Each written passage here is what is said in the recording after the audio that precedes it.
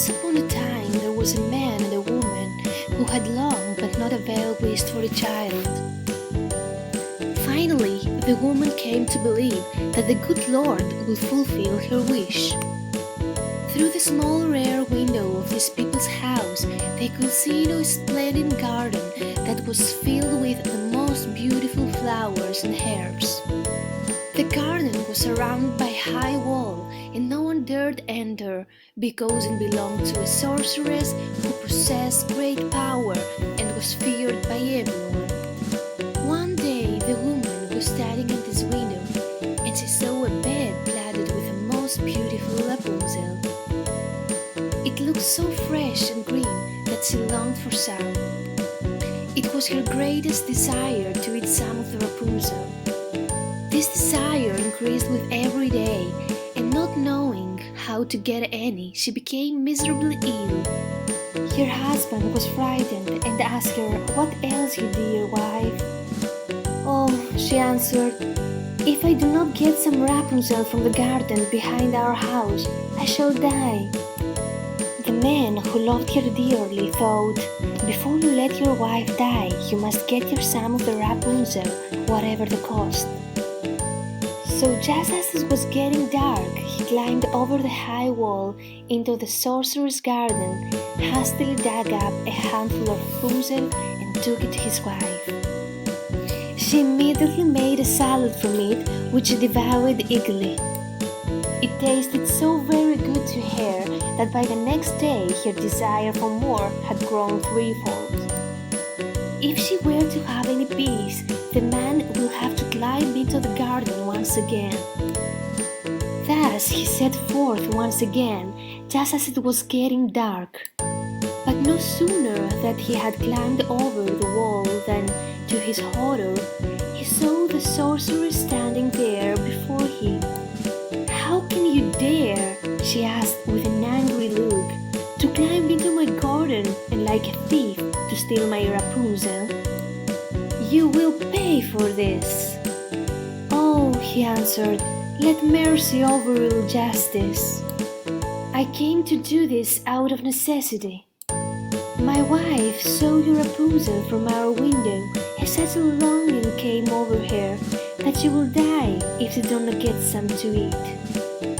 The sorceress singer abated somewhat, and she said, "If things are as you say, I will allow you to take as much Rapunzel as you want. But under one condition, you must give me the child that your wife will bring to the world. It will do well, and I will take care of it like a mother." In his fear, the man agreed to everything. When the woman gave birth, the sorceress appeared, named the little girl Rapunzel, and took her away. Rapunzel became the most beautiful child under the sun. When she was 12 years old, the sorceress locked her in a tower that stood in a forest and that had neither a door nor a stairway, but only a tiny little window at the very top. When the sorceress wanted to enter, she stood below and called out, "Rapunzel, Rapunzel, let down your hair to me." Rapunzel had splendid long hair, as fine as spun gold. When she heard the sorcerer's voice, she untied her braids, wound them around the window hook, let her hair fall 20 yards to the ground, and the sorceress climbed up it. A few years later, it happened that the king's son was riding through the forest. As he approached the tower, he heard a song so beautiful that he stopped to listen. It was Rapunzel who was passing the time by singing with her sweet voice. The prince wanted to climb up to her and looked for a door in the tower, but none was to be found. He rode home, but the song had so touched his heart that he returned to the forest every day and listened to it. One time, as he was thus standing behind a tree, he saw the sorceress approach and heard her say, "Rapunzel, Rapunzel, let down your hair." Then Rapunzel let down her strands of hair, and the sorceress climbed up them to her. Then he knew which ladder would get him into the tower. "If that is the ladder into my tower, then sometime I will try my luck." The next day, just as it was beginning to get dark, he went to the tower and called out, "Rapunzel, Rapunzel, let down your hair." The hair fell down and the prince climbed up. At first, Rapunzel was terribly frightened when a man such as she had never seen before came into her.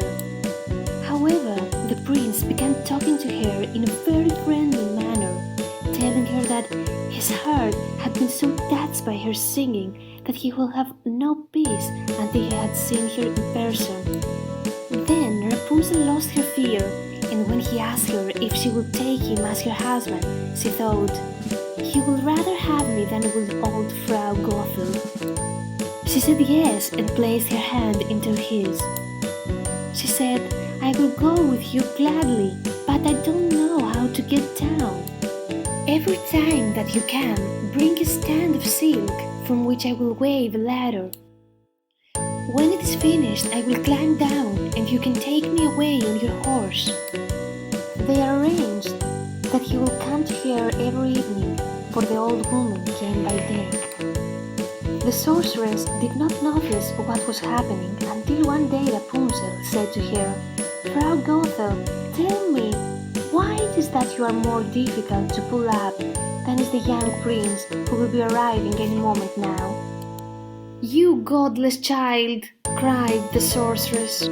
"What am I hearing from you? I thought I had removed you from the whole world, but you have deceived me nonetheless."